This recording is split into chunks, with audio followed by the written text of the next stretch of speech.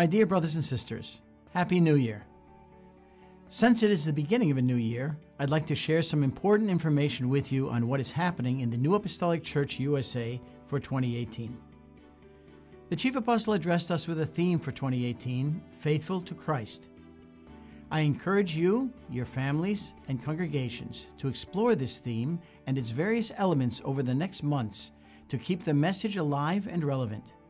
We can see how the previous year's mottos regarding love, joy, victory, and glory to God all form an image of the bride waiting for Jesus' return.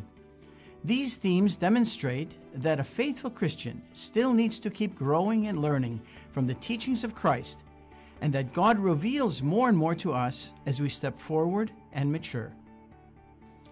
On the subject of learning, you may have noticed a new face in January's midweek experience videos.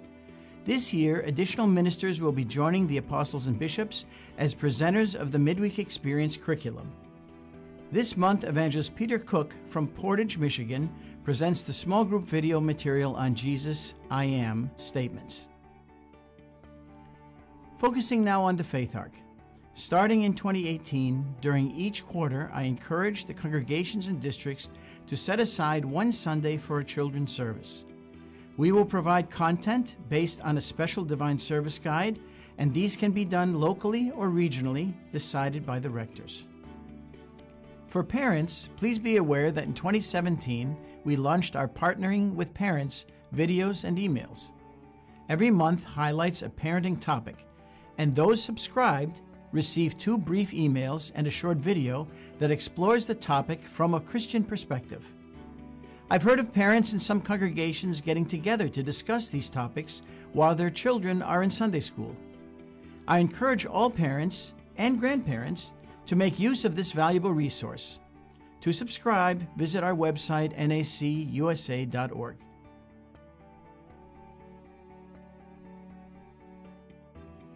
An important element of Faith Arc that was highlighted in its introduction in 2016 is the adjustment of the confirmation age and entrance into the youth group. You recall that making a confirmation vow has shifted from the year the student turns 14 to when they are in 10th or 11th grade. Because of this, there will be a couple of years when there won't be youth being confirmed. However, after discussing this at our National Synod, everyone felt that the essence of confirmation should still be celebrated and remembered. That is why we still have on our calendar a confirmation celebratory service. This celebratory service is an opportunity for those of all ages that have been confirmed to reflect on the vow they've made to Christ and the blessing they received upon that vow. Our national calendar indicates that this service should be Sunday, May 6th. Additional procedural information will be posted on Minister Companion at the beginning of spring. This year, I'm happy to invite the young adults to be together for a conference the weekend of September 21st to 23rd. It will take place in Detroit, Michigan, and is open to anyone 18 to 35 years old, married or single, children or no children. As with previous young adult conferences, participants will be responsible for their own travel arrangements. Additional information will be available on our website this spring, but please save the date.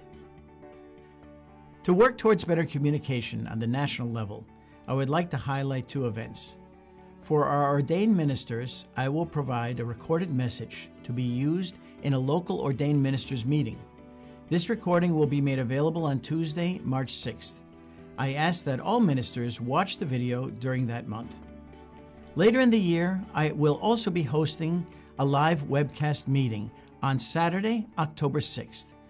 This will be including all ordained ministers, any teachers, leaders, or those that are simply curious. I realize this is a lot of information, so a summary of all these dates is available on nacusa.org. However, one final, but very special date I want to highlight is May 20th. This is Pentecost, and we will be hosting the Chief Apostle and all the district apostles and helpers of the world for this event in Washington, D.C. Everyone is welcome to this historic weekend. While a ticket is not required for the service, I ask that those attending please register so that we can know how many people to expect.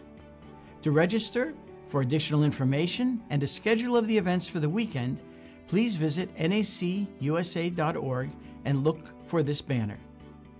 For those unable to make it to Washington, D.C. in May, the Divine Service will be webcast to all of North America. In conclusion, I pray that 2018 be a year that we can be faithful to Christ.